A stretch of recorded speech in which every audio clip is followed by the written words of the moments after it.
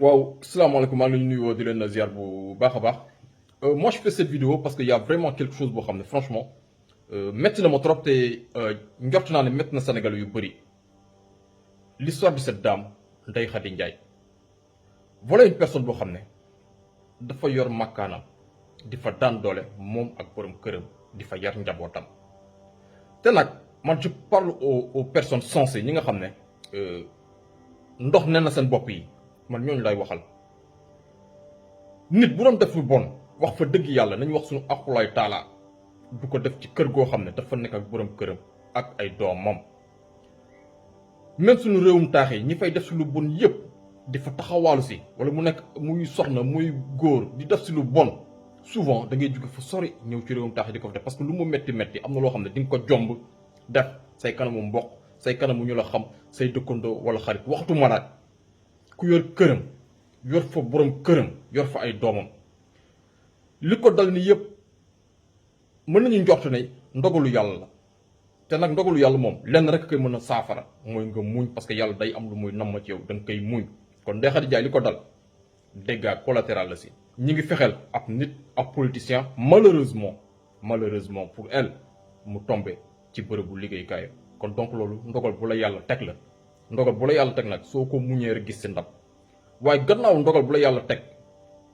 ay jullit lañu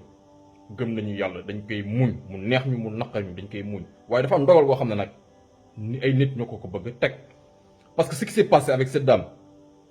ay nit yu ko topp ñu mettre ko sur écoute fu mu dem ñu topp ko communication bu mu def ñu déglu ko ba nga xam ne sax ñu muy séqal di waxalante ak ñoom di demalante sax ñooñu sax dañuy dem di leen tegi ay pression. mu ne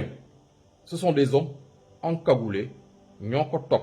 di ko woo téléphone di woo ki nga xam ne moom lay jokkonteel téléphone di ko poser ay questions di ko maanaam di ko laaj ay laaj mu ànd ak borom këram di dem Kaolack ñu kar ko ci yoon bi takk sol ay kagul nangu portable am. du ay Samba Boy il faut que aussi qu'on soit logique et qu'on se dise les vérités. Samba Boy su lay song du jël sa téléphone bàyyi say takkaay bàyyi sa xaalis et je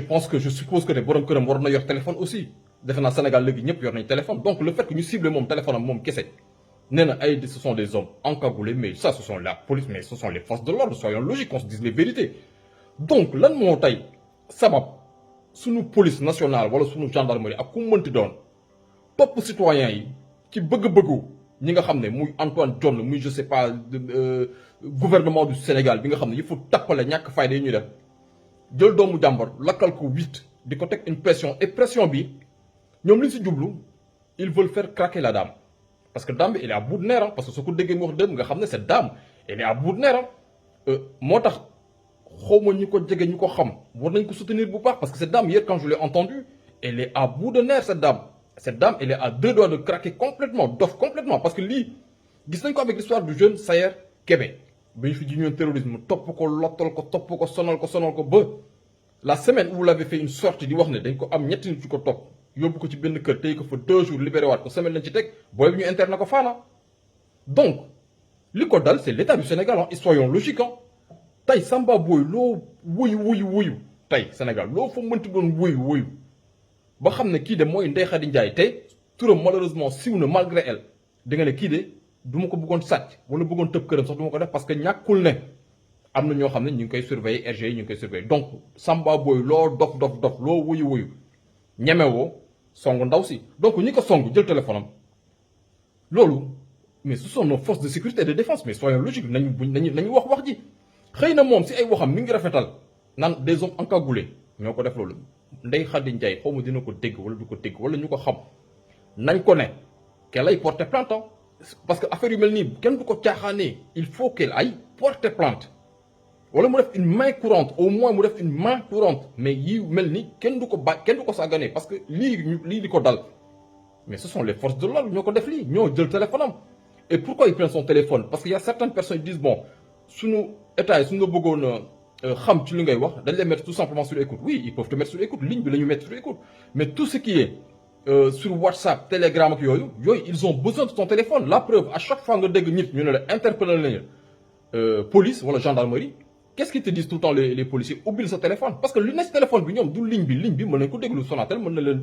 permettre ñu déglu ligne bi mais lu ñu seet ñoom mooy say communication WhatsApp ak Telegram ak Messenger loolu la ñu soxla. Donc et surtout aux Sénégalais ku la si police jàppati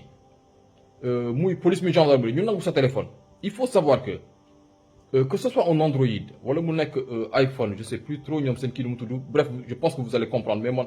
Android laa gën a miin à partir de notre téléphone ou de notre ordinateur mën nga dugg say données supprimer les ponts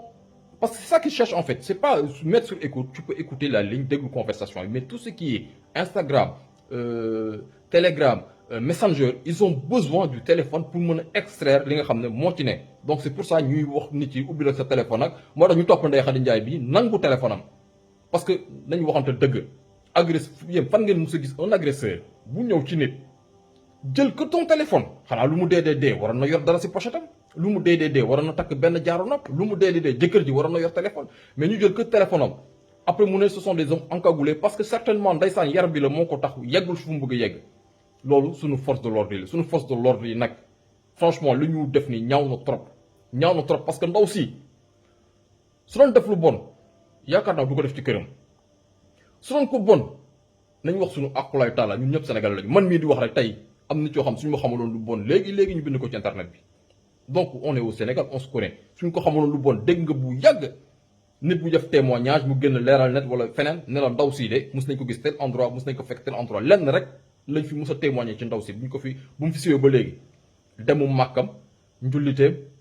toog bu mu toog këram ak borom këram son mari ñuy liggéey yor seen njaboot pour am lu ñu terale seen bopp man loolu laa amoon lu may wax si vidéo bi et Ndeye Khady Ndiaye franchement li ko dal nii xam naa ni mu ma méttee war na métti Sénégalais yu bëri quoi parce que jigéen la c'est une femme mën na nekk sœur mën na nekk mag mën na nekk raq mën na nekk soxna lii ñu nekk di ko def ñaaw na trop et j'ai peur que li dal sa jeune Sayer Kébé bu leen fàtte dama koy bamtuwaat semaine bu mu génnee la dañ ko ñetti nit a ko toppati ñu jàpp ko yóbbu ko ci kër tëj ko fa 3 jours génne ko semaine bi ñu ci teg le boy bi dem hôpital Fana et là ils sont en train de faire la même chose ak Ndeye Khady Ndiaye pour lan ñoom lan la ñu tiit vu que d'après ñoom nee nañu bon voilà c'est une histoire entre deux Sénégalais comme ni ñu ko tàmm di waxee un Sénégalais politicien une Sénégalaise donc que justice fasse son travail mais justice fasse son travail mais donc pourquoi ñu singali Ndeye Khady Ndiaye donc qu'on laisse cette histoire mu suivre son cours et puis bon yàlla ñu yegg fu ñu war a yegg Sénégalais yëpp xam donc le fait que ñoom ñu topp ndaw si singali ko donc ça veut dire qu'ils ont peur de quelque chose et pourquoi ils ont peur de quelque chose ils ont peur du témoignage de cette dame Ndeye Khady Ndiaye ils sont en train de rendre folle cette dame bi bés bu ñu ko poussé parce que ils sont à deux léegi mu craqué parce que hier ku ko déglu xam na ndaw si bi ngi craqué et quand il va craquer mu dem hôpital Fann et du demee hôpital Fann jugement amul tribunal mais tribunal dañu ne ndaw si est-ce que xelam ànd na ak ñëw plaider vous voyez un peu fu ñoom fu ñu bëgg a jëm mooy ndaw si bés bu ñu ko pousse ko ba mu dem abu dem hôpital Fann ëllëg tribunal mais tribunal lan la ñu wax ñu ne non ndaw ci dafa am ay problèmes psychiatriques donc jugement am kenn du ko mën a jël en compte voilà ce qu'il cherche il cherche à faire craquer la dame pour que son témoignage du mën a dem tribunal parce que loolu defe naa ñu ñuy seetaan film sax gis nañ ko nit boo xam ne dañuy jàpp ne sa xel sellul dañ lay woo benn psychiatre mu ñëw xool la après def trucam ne bon voilà la personne dafay souffrir de problèmes psychiatriques donc jugement am lu kenn du ko mën a jël en compte lu témoignage am kenn du ko jël en compte comme ça Ndeye Khady Ndiaye on n'en parle plus son témoignage du mën a dem tribunal c'est réglé ñoom problème bi noonu lañu ko bëgg réglé loolu la amul lu may wax et puis nag Ndeye Khady Ndiaye muñal bu baax quoi franchement yàlla natt bi mu la teg moom wër na yàlla di nga ci am ndam